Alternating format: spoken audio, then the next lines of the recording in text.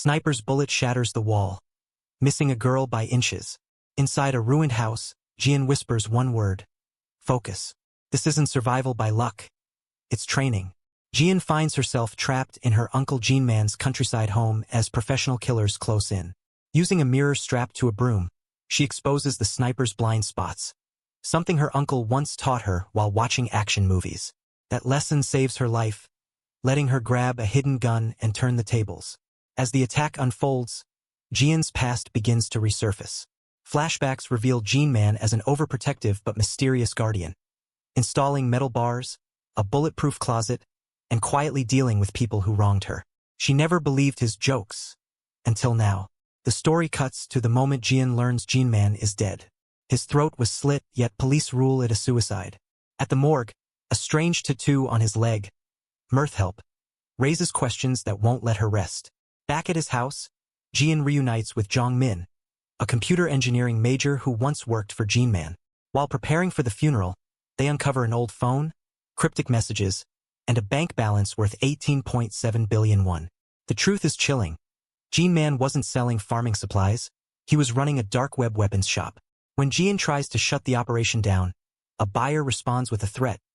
If Jianman is dead, you'll die instead. Moments later, the doorbell rings. A woman claiming to be Jianman's Chinese tutor stands outside, armed and dangerous. Another message arrives, warning Jian not to die too easily, because someone else wants the honor of killing her. We see 7-year-old Jian meeting Jianman for the first time after years apart, smiling over dinner, unaware that the man she trusted would one day leave her a legacy soaked in blood. Drones rise into the night sky, and Jianman's house becomes a target once again. We see Jian's past, revealing how her life became a non-stop hunt long before the killers ever reached her door. The story flashes back to Jian's childhood during her grandmother's funeral. Jianman senses something suspicious about the old woman's death, but Jian's father insists it was illness. When Jian accidentally breaks something, her mother asks Jianman to take her home, unaware that danger is already closing in.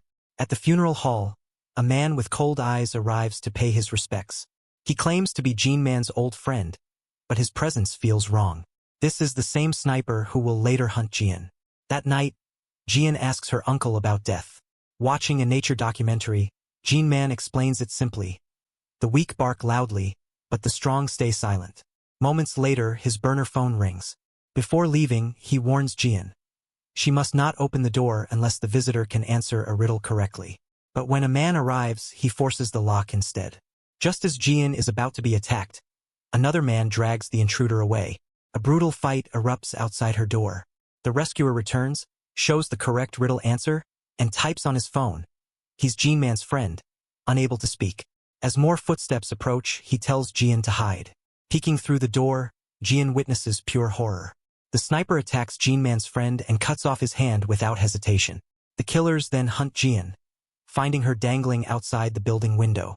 She lets go, crashes onto discarded sofas below, and barely escapes, only to be hit by a car. The accident saves her, drawing a crowd and forcing the killers to retreat. At the hospital, Jian overhears police discussing a devastating truth. Her parents were murdered at the funeral home. Her only remaining family, her uncle, is missing. That night, nightmares haunt her. A hyena gnaws on a severed hand. When she wakes up, one of the killers is standing right outside her hospital room. Jian runs for her life, sprinting through hospital corridors until she reaches the morgue. Desperate, she hides inside a freezer drawer, only to realize she's lying beside her own mother's corpse. Just as the killer is about to find her, gunshots ring out. The drawer opens. It's Jianman. He lifts her gently and tells her to close her eyes. A month later, Jianman takes Jian to the countryside, the same fortified house under attack in the present timeline. He admits he can't replace her parents. She falls, gets up on her own, and keeps walking. Doctors later diagnose Jian with aphasia and dissociative amnesia. Jianman blames himself, even striking his own face in guilt. At school, Jian is bullied for being unable to speak. When classmates insult her dead parents, she hurls a chair at them. One rainy day, Jianman drives past her without stopping, trying to force her independence. She gets sick, but slowly learns to survive on her own. They communicate through sticky notes. Jianman tells teachers she must overcome her condition herself. When bullies lock Jian inside a school basement overnight, the hyena vision returns. Terrified and trapped, she finally speaks for the first time, screaming her uncle's name. Jian rescues her, and she explodes in tears, asking why he didn't come back for her that day, why he was late. That night, they eat together. She tells him the food tastes good.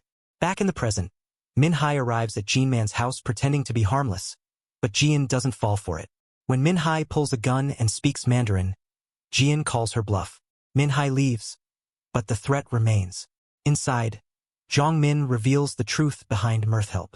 The dark web weapons shop operates on a code system: red for killers, purple for spies, yellow for cleanup crews, green for untouchables. Anyone marked green must be protected at all costs. Jian and Jian are code green. Before they can process it, explosions rock the house. Armed drones fire endlessly, but the reinforced walls and bulletproof glass hold until explosives are planted. Glass shatters. Chaos erupts. Zhongmin hides inside a metal cupboard as a drone blows the door open. Just when he's exposed, Jian fights back, using a slingshot to destroy the drone, then smashing it completely with a chair. We see a group of killers gather. Their boss, Mr. Kim, removes a tracking chip from his arm, declaring he no longer needs the system. The sniper, Song-jo, arrives and announces the bounty. Whoever kills or captures Jian's niece will be rewarded. Vans start their engines. The hunt has officially begun. In a flashback to when Jian was 17 years old, she returns home from school expecting a normal day, only to find workers repairing the house. The job will take 2 weeks, forcing Jian and Jian to stay somewhere else. Instead of a hotel, Jian casually suggests something far more extreme: hiking up Yurisen Mountain. They camp inside a cave deep in the mountains, but things quickly go wrong. Jian develops a high fever, injures his leg, and Jian's phone has no signal. Exhausted and frustrated, she snaps at him. That's when Jian hands her a map and tells her to head toward a nearby shelter on her own. He gives her a slingshot, warning her about wild boars. And if she finds herself in danger, she must shout his name 3 times, just like she did when she was trapped in the school basement years earlier. As Jian leaves, the truth is revealed. Jian calls a man named Pazin and tells him Jian is on her way. The fever, the injury, all an act. Jian reaches the mountain shelter and opens the door, only to freeze in terror. 3 wild dogs are tearing into raw meat on the floor. Her fear escalates when the meat transforms in her mind into the severed hand that has haunted her nightmares since childhood. Gathering every ounce of courage, Jian fires her slingshot, driving 1 dog away. A sudden gunshot rings out. Jian appears and scares off the rest. He claims he miraculously recovered, and Jian chooses to believe him. From that day on, her training becomes clearer. Back home, Jian has her practice with the slingshot, then escalates to firearms, calmly teaching her how to aim and shoot. Back in the present, the attack on Jian's house intensifies. Jian manages to destroy another drone targeting Zhongmin. Using the bulletproof cupboard door as cover, they try to move outside, but a drone slips past, locking onto them. Just as it's about to fire, Min-hai appears. She shoots a specialized weapon that releases a sonic blast, instantly disabling all the drones. She storms into the house, injects Zhongmin with a drug that knocks him unconscious, and approaches Jian. Before Min-hai can explain herself, a bullet narrowly misses Jian's head. The shooter is revealed, Song-jo, firing from his van parked on a nearby bridge. Min-hai finally tells Jian the truth. She's not an enemy. She's here to protect her. Min-hai knows about the rule Jian taught Jian: shout his name 3 times when in danger. And she knows Jian has only done that 3 times in her life. When she was locked in the school basement, when she was sexually harassed in college, when a shopkeeper cheated her. Each time, the perpetrators were punished. It wasn't coincidence. By shouting Jian's name, Jian unknowingly activated Code Green, mobilizing every coded member bound by Mirthhelp's rules to protect her. Outside, the military broadcasts fake announcements about training exercises to keep villagers away. Meanwhile, Song-jo's men gear up for a full assault. The hunt is officially on. Min-hai releases a smoke bomb, blinding Song-jo's sniper view. He sends in another drone to clear the smoke, but Min-hai shoots it down, only to be shot in the arm herself. The team leader informs Song-jo that eliminating Min-hai will cost extra. He agrees without hesitation. Now the story loops back to the opening scene of the series. Inside the shattered house, Jian uses a mirror taped to a broom to locate Songjo's blind spots. Exactly like Jian taught her. She leaps from the refrigerator, flips the sofa, and discovers a hidden rifle beneath it. She fires, shattering the window of Songjo's van. But it's not over. The house is now surrounded by armed men. Minhai orders Jian and the unconscious Zhongmin to flee while she holds them off. She leads them to Jian's workroom, then to a concealed storage shed. Inside, they find a locker secured with a keypad. The code? Jian's school ID number. The system scans her face. The floor descends like an elevator. Below them is a massive underground armory. Rows upon rows of weapons, ammo, and equipment. Jian didn't just run a shop. He built a fortress. For a brief moment, they believe they're safe. Then a figure steps out of the darkness. A masked man points a gun at them and calmly introduces himself. "You can call me brother." Minhai watches them from a higher level, bleeding but alive. Gunfire erupts. We see the war for Jian officially underway. In a courtroom, Jian stands as a witness while a lawyer presses him with a chilling question. "Did you personally see the defendant kill civilians?" The accused man locks eyes with Jian and smiles. Cold, confident, and familiar. That smile triggers a memory. The story flashes back to the phone call Jian received immediately after his mother's funeral. A man named Jun Qion calls with devastating news. Bale is still alive, and he's targeting Jian family. Jian races toward the hospital, but before he can get there, his car is rammed by a truck. Gunmen surround him and open fire, turning the road into a kill zone. Jian barely escapes, realizing the war against him never truly ended. Back in the present, the warehouse becomes a battlefield. Songjo's men spread through Jian's underground facility, until the lights suddenly go out.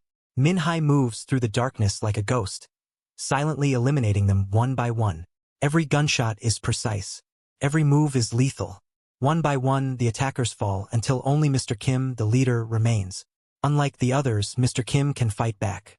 The two clash brutally, but Minhai ultimately kills him, ending the first wave of the assault. Meanwhile, deep inside the underground storeroom, Jian faces a new threat. The masked man calling himself brother tosses a pair of handcuffs at her and orders her to restrain Zhongmin. Instead, Jian reacts instantly, grabbing brother from behind and choking him until he collapses. She pulls off his mask. Before answers come, the story shifts again to Jian's past. Years earlier, Jian is dating a boy named Junmayong. One evening, as he tries to kiss her goodbye, Jian and Pazin suddenly appear and aggressively question him about his motorcycle license. Junmayong is humiliated and scared away. Later, Jian works at a restaurant when Junmayong walks in. But the moment he sees her, he turns around and leaves. She's crushed. At home, Jian confronts Jian, accusing him of controlling her life, scaring off her friends, her tutor, and even her boyfriend. Jian calmly explains that every time he intervened, it was to protect her. But Jian feels suffocated. Desperate for freedom, she demands to move out. Jian agrees on one condition. If she can hit him in the face once, she can leave. She tries. She fails. When she asks if her parents truly died an ordinary death, Jian avoids the question and tells her to try again. Training escalates. At the warehouse, Pazin teaches Jian how to operate heavy machinery, including a forklift. She uses every opportunity to try landing a hit on Jian, but still fails.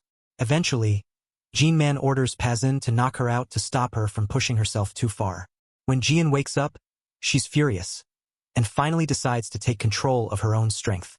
She goes to Pazin's Thai restaurant and asks him to teach her Muay Thai. He agrees for 50,000 won a week. A training montage follows. Jian is beaten down, pushed to her limits, but she grows stronger, sharper, and more dangerous. One day, Jian sees her old-school friend Minsuk being cornered by a group of boys. Minsuk escapes, but Jian becomes the target. Using her training, she takes down two attackers. Jian steps in to handle the third. Police arrive soon after. Later that night, Jian drops Jian off at Pazin's restaurant, only for her to find police and loan sharks waiting.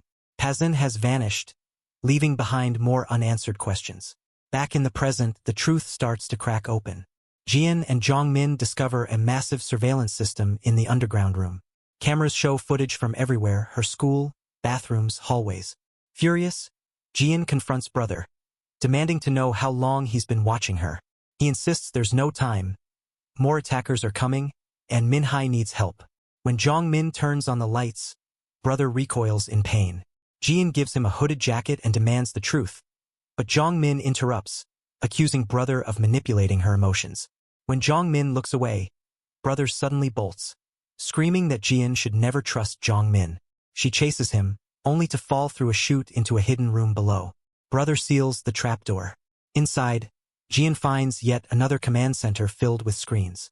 Up above, brother disables the lights again, sneaks up on Jong-min, tases him, and chains him to a wall. Then brother speaks directly to Jian through the cameras. He tells her to open a drawer. Inside is a handover guide, documents transferring ownership of Mirthhelp from Jian-man to Jian. She accepts.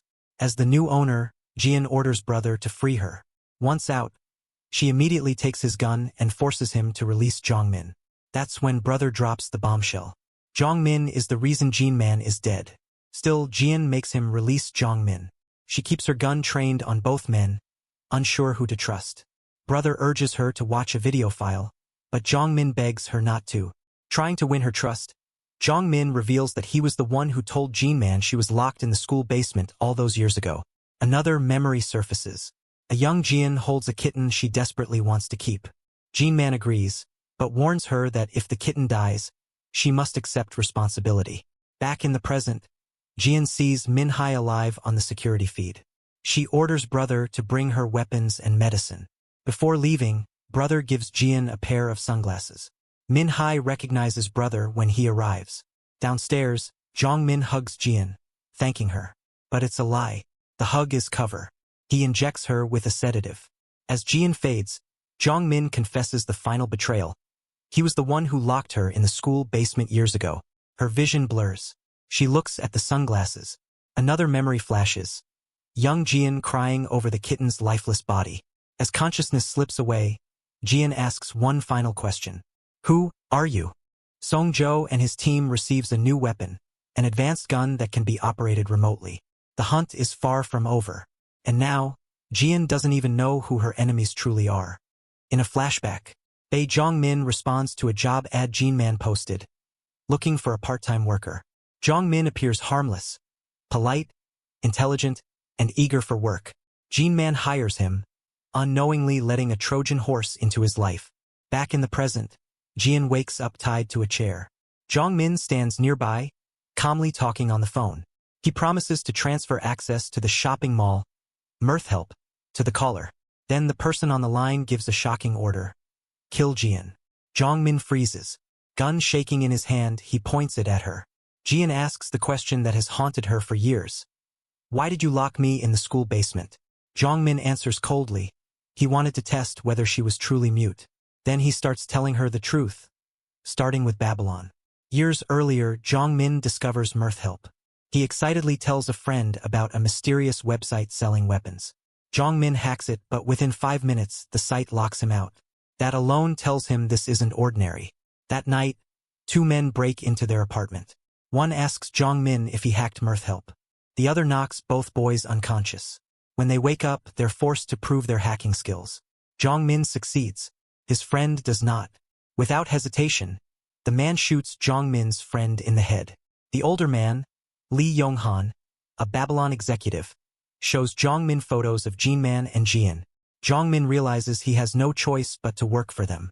Jong-min infiltrates Jian-man's life. At the warehouse, he secretly records everything using a pen camera. Babylon gives him 1 day to deliver results. Desperate, Jong-min sneaks into Jian-man's house, pretending to use the bathroom. When he tries to access a restricted room, Jian-man's voice suddenly echoes through a speaker, asking what he's looking for. Jian-man reveals he installed speakers for convenience and calmly asks Jong-min to repair his computer. Jong-min claims he'll do it for free because he was Jian's childhood friend. Jian-man finds that strange. Jian never had friends, but agrees and leaves him alone. Unbeknownst to Jong-min, brother is watching everything through security cameras. That night, Jong-min successfully hacks Mirthhelp using spyware he planted. Babylon texts him, "Good job." Moments later, one of the intruders returns to his apartment with a gun. Jong-min saves himself by claiming the system is now locked and unusable without him. Lee Yong-han agrees to keep him alive if Jong-min helps them get Jian-man. Back in the present, Jian watches the truth unfold on video. Footage shows Jian tying Zhongmin to the ceiling. Jian plays a recording. Jian's voice, crying and begging for help. Zhongmin promises to spare her if Jian lets him go. To save Jian calls Pazin and forgives his debt. He cuts Zhongmin down, then walks into the bathroom. Zhongmin follows and finds Jian dead in the bathtub. Jian watches the footage, tears streaming down her face. Zhongmin admits the truth. The recording was a deepfake. He faked Jian's voice. Fooling Jian was easy, but Jian surprises him. She laughs. She tells Zhongmin that Babylon will kill him the moment he's no longer useful. He's disposable. She, however, is code green, the only person others are legally bound to protect. She offers him a deal. Zhongmin panics, presses a gun to her head, but Jian reacts instantly. She wraps her legs around him, fights back, and breaks free of her restraints. She disappears into the shelves of the underground armory. Outside, the rules change. Songzhou receives new orders. Jian must be captured alive. More mercenaries arrive. Inside, Jian sets a trap, spilling liquid on the floor. Zhongmin slips, his leg caught in a rope. Jian pulls hard, leaving him hanging upside down, just like Jian once did. Upstairs, the house prepares for war. Brother reveals hidden walls packed with weapons. Jian had planned for this. Min Hai and brother brace themselves. Songzhou introduces Babylon's newest weapon, a dog-like combat robot. It charges toward the house as steel walls slam down over every window. The robot forces its way inside, allowing Babylon's men to enter before the walls seal shut, locking everyone inside together. Jian finds Jian final message. In the handover guide, Jian gives her two choices: escape, take a new identity, and live peacefully, or stand and fight, becoming the core of the system protecting her. Jian doesn't hesitate. Gas fills the hallway. Min Hai and brother disable the robot and lure Babylon's men into a confined space. Using blinding light and precision, Min Hai eliminates them one by one. Jian joins the fight, throwing grenades when a survivor attacks. But one man, Kuma, survives. He beats Jian badly and radios Songzhou, confirming he's captured her alive. As he prepares to scar her face, he's killed from behind. It's Pazin. Jian hugs him, shaking with relief. But Pazin delivers the worst news of all. Baal is coming. The man who murdered her parents. We see Baal watching everything from a monitor. He calmly orders the silent twin assassins to move. The hunt isn't over. It's just entering its most dangerous phase. In a flashback to 14 years ago, revealing the dark origins of the violence that now surrounds Jian. He is part of a mercenary unit on a high-risk mission overseas, tasked with extracting a Korean man from hostile territory. The operation quickly goes sideways as enemy forces rain down heavy gunfire, trapping Jian's team in a brutal firefight. Nearby, Songzhou and a rookie mercenary are moments away from being killed when Baal suddenly appears, cutting through the chaos and saving them. The team regroups. Baal and Songzhou take sniper positions on a rooftop, while Baal later moves to guard the building's entrance, mowing down enemies with terrifying efficiency. With coordinated firepower, Jian and his squad eventually overpower their opponents and secure the area. Pazin is revealed to be part of the team, further tying past and present together. After the mission, someone informs Jian that Baal and Songzhou haven't checked in for over an hour. Uneasy, Jian goes to look for them. On the rooftop, Songzhou and the rookie are catching their breath. The rookie heads downstairs to find Baal, and what he discovers horrifies him. Baal has slaughtered unarmed civilians, people who clearly had nothing to do with the mission. When Songzhou arrives, he shows no shock or remorse. The rookie refuses to stay silent and insists they report Baal. That decision costs him his life. Songzhou and Baal execute the rookie without hesitation. Moments later, Jian arrives. Before he can fully process the scene, a young boy wanders into the area, innocent and confused. Without a second thought, Baal shoots the child dead. Jian is left frozen, shaken to his core. The story jumps to Baal's courtroom trial, where he is charged with murdering civilians. As evidence is presented, the weight of Jian's silence becomes clear. A flashback to a locker room shows Songzhou fiercely defending Baal to Jian. He argues that Jian only cares about completing missions, while Baal does whatever it takes to keep his teammates alive. Pazin and the twin mercenaries listen closely, clearly siding with Baal. Jian, disturbed but conflicted, later speaks privately with Yonghan, confessing his suspicions. Yonghan coldly responds that Bale has no soul in his eyes. He calls Bale a killing machine, and chillingly tells Jian that the two of them are not so different. Still, Yonghan insists that Jian is the only person capable of controlling Bale. Back in court, Jian testifies that he did not witness Bale murdering civilians. With that, Bale is found not guilty. The decision clearly eats away at Jian's conscience. Later, Jian agrees to continue working with Bale, but only on one condition. Bale will never again be assigned to his operations. The team boards a plane for their next mission, but the atmosphere is thick with tension. Song-jo mocks Jian for his strict moral code. When Pazin steps in to defend Jian, a physical fight breaks out.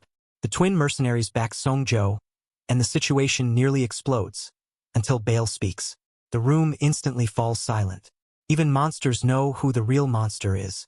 Jian's next assignment involves dismantling a major drug trafficking operation. Yonghan promises this will be the final mission involving Bale. He shows Jian a photo of the target, a man named Tao, and orders Jian to capture him alive.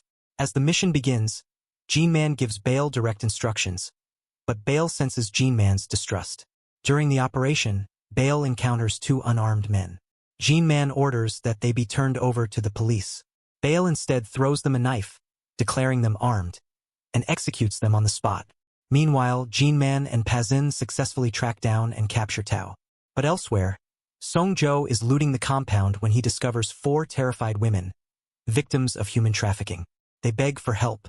Bale responds by throwing a grenade into the room, killing them all instantly. The explosion draws Jian, who is furious when he learns what Bale has done. Guns are raised, and the team nearly turns on itself. Song-jo manages to defuse the standoff, and Jian orders the building destroyed so they can retreat. Secretly, he decides to report Bale to the company. While planting explosives, Jian hears a sound. Hidden away is another trafficked woman, and to his shock, it's Min-hai.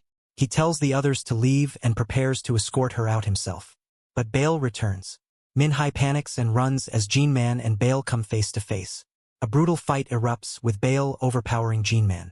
Just as Bale is about to deliver the killing blow, Min-hai shoots him. Wounded but smiling, Bale warns Jian, "If you don't kill me now, I'll kill everyone you love." Jian raises his gun, but the explosives detonate, forcing Jian and Min-hai to flee. Believing Bale to be dead, Jian reports that rebels ambushed them, leading to Bale's death. He then quits mercenary work, telling Yonghan he needs a break. The moment Jian leaves, Yonghan makes a phone call and orders someone to put Jian under surveillance. Later, Song-jo clears out Bale's locker and finds a luxury wristwatch, a quiet hint that Bale was connected to something far bigger. The team burns Bale's remaining belongings in a grim farewell. At a bus station, Jian notices a man watching him from afar. Another stranger approaches, smiling, and subtly drops car keys as he walks past. Jian signals that he's being followed. That night, Jian reunites with his older brother, returning to his family after 8 long years. In the final moments of the episode, Song-jo practices shooting alone. Suddenly, someone steps up behind him. It's Bale, alive, scarred, and smiling. In a chilling revelation, we see that the nightmare is far from over. We see 3 Japanese men receiving a massive wooden crate shipped by Jian. They casually remove several firearms, clearly experienced dealers, then shut the box, careful not to touch what they refer to as the pretty package. When another man opens the crate out of curiosity, he's shocked to discover a young woman hidden inside. It's Min-hai, calm but shaken. She shows him a message from Jian asking that she be protected for a while. No questions asked. The story briefly softens with a flashback to Jian's past, where his entire family gathers for a formal portrait. The warmth doesn't last. In the next scene, Jian sits beside his mother in a hospital room. Sensing her time is short, she gently asks him to look after his brother more often and to spend time with Jian, reminding him that family matters more than anything. The episode then introduces Honda, the man from the opening scene. He runs an ordinary-looking hardware store, but one morning he finds a small brown package waiting at his doorstep. He takes it inside, down into a hidden underground workshop, and opens it to reveal disassembled gun parts. Methodically, he assembles the weapon with expert precision. When someone knocks on the front door, Honda instinctively grabs his gun, but relaxes when he sees it's Jian. Min-hai rushes forward, overjoyed to see him alive. That night, while Min-hai sleeps, Jian and Honda talk quietly. Honda, who is mute, communicates through gestures and writing, assuring Jian that Bale is dead. He then proposes a partnership, revealing his ambition to expand his arms business into an online shopping mall, with his tech-genius younger brother handling the digital side. Jian is also stunned to learn that Min-hai assembled a gun by herself, proof of how deeply violence has shaped her. The mood darkens as the scene shifts to an abandoned building, where Bale, Song-jo, and their followers plan their revenge. One man, Jun Cheol, voices discomfort about targeting Jian-man's family. The argument escalates until Bale makes his stance horrifyingly clear. At the hospital, Bale murders Jian-man's mother, slowly smothering her with his bare hand. We return to the funeral, where Jian-man senses something is wrong and suggests an autopsy. He then leaves with Jian, unaware of what's unfolding behind him. Shortly after, Song-jo arrives. A surveillance team erases his presence from the security cameras as he moves through the building. He meets Jian-man's brother and sister-in-law, calmly leading them to the rooftop. At the same time, Jian-man messages Honda to check the hospital footage. Honda briefly brings food to his younger brother before heading back to work, unaware it will be their last peaceful moment together. On the rooftop, Jian-man's relatives are brutally murdered, their deaths slow and deliberate. Jun Cheol finally calls Jian-man, revealing the truth. Bale is alive, and he's coming for everyone. Jian-man immediately orders Honda to protect Jian. Honda rushes out despite his brother's protests, promising to be home before dinner, a promise he never keeps. Honda arrives just in time to save Jian from the first attacker, fighting with ruthless skill. But Song-jo appears, overpowering him in a savage battle. Song-jo cuts off Honda's hand, stealing the gold knuckle ring he wore as a trophy. Elsewhere, Jian-man himself is ambushed in a storm of gunfire, led by Jun Cheol, who was never truly loyal. Jian-man barely escapes thanks to a hidden machine gun and bulletproof shield stashed in his car. Back at the hardware store, Min-hai watches intruders break in through security cameras. Realizing they're hunting her, she fights back, using acid and precise gunfire to eliminate them. She packs quickly, then presses a button that sets the entire store ablaze, erasing all evidence before disappearing. In another quiet but powerful moment, Pazin returns home to find Jian-man collapsed on the floor, bleeding from multiple gunshot wounds. When Jian-man wakes, Pazin asks why he tried to kill Bale. Jian-man admits the truth. He lied in court to save Bale, and this was his attempt to correct that mistake. Pazin hands him a gun with 13 bullets. Meanwhile, Bale tortures one of his own men when Yong-han appears. Yong-han orders Bale to stop and promises that the company will deal with Jian-man instead. Bale listens, then smiles. At the hospital, Jian is chased by another attacker and hides in the morgue. Jian-man ambushes the men waiting outside, storms into the hospital, and neutralizes the threat. Bale, driving elsewhere, calls Song-jo and insists he alone will kill Jian-man. Jian-man rescues Jian, but in a hallway packed with mourners, he suddenly comes face to face with Bale. The crowd moving between them saves Jian-man, allowing him to escape. Later, Jian-man appears at Yong-han's home, pretending to be an invited guest. Alone together, Jian-man warns him that he could have wiped out his entire family, but chose not to. He demands the violence end. Yong-han calls Bale and orders him to stop. Bale only laughs.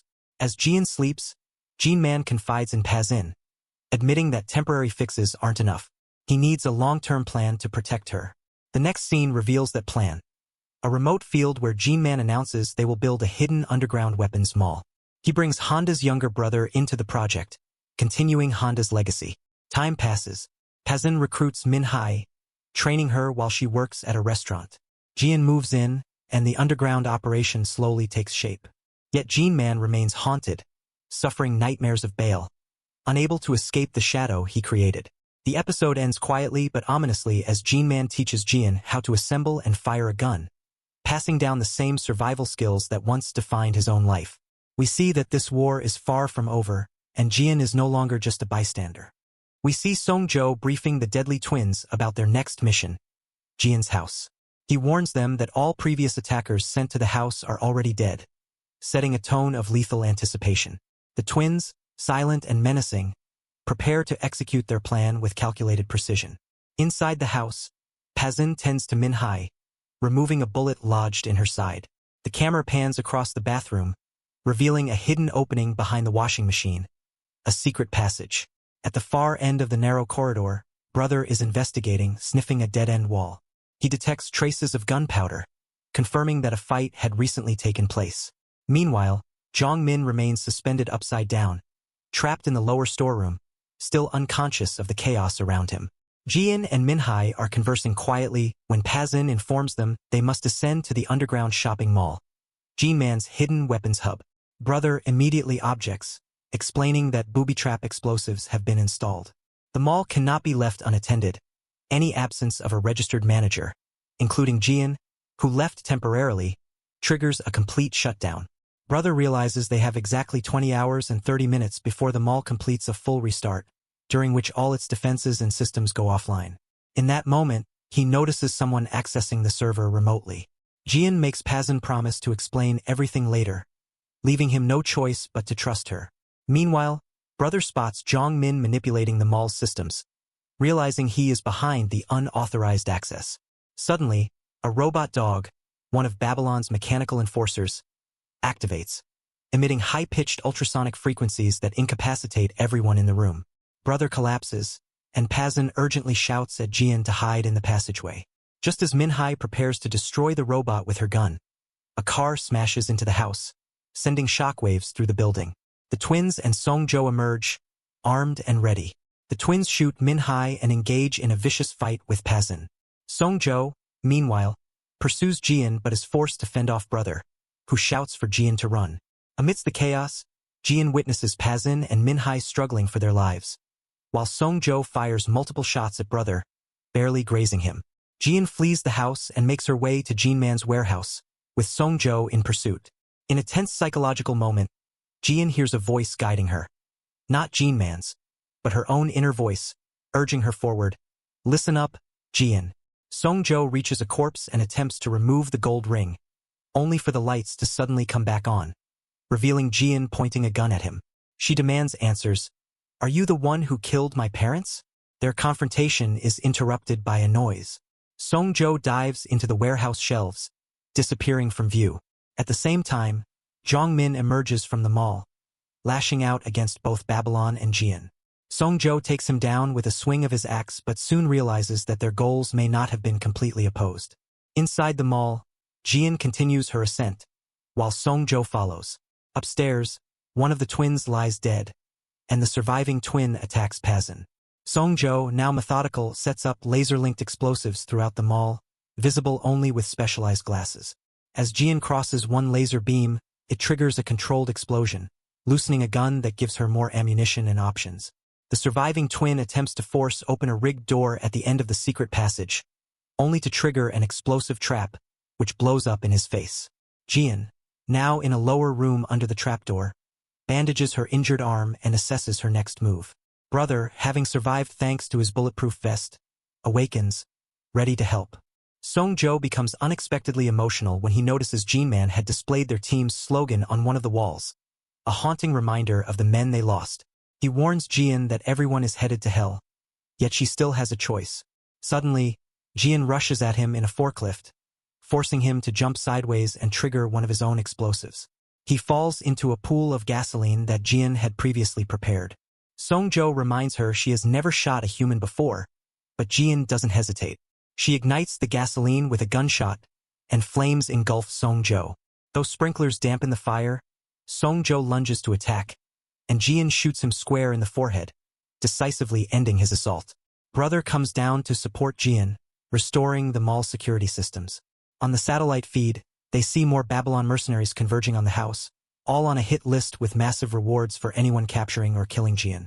Brother asks her what she plans to do next. Calmly, she grabs an axe, preparing for the inevitable confrontation. The Babylon men enter the warehouse. Brother appears wearing a vest rigged with explosives, carrying a bag that reveals Songzhou's decapitated head, a grim message to the remaining attackers. Jian, using the intercom, negotiates with the mercenaries, offering them a choice.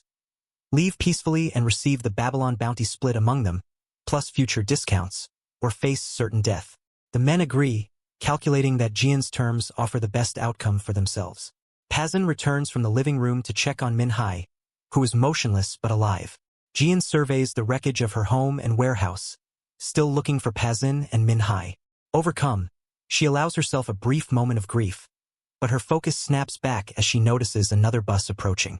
It's the same bus that took them to Jian Man's funeral. This time, the occupants are ready to clean up the battlefield. A team of men begins clearing the house and warehouse, working through the night. The tension crescendos when a taxi approaches, guns drawn. The passengers turn out to be Jian Man's old friends, who exit and pull a third, injured figure from the back seat. It's Jian Man, alive but battered. Leaning on his friend for support, he looks directly at Jian.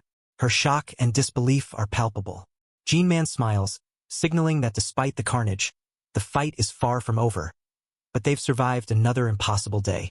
Our series closes on this emotional and triumphant note, blending relief, tension, and the promise of future battles.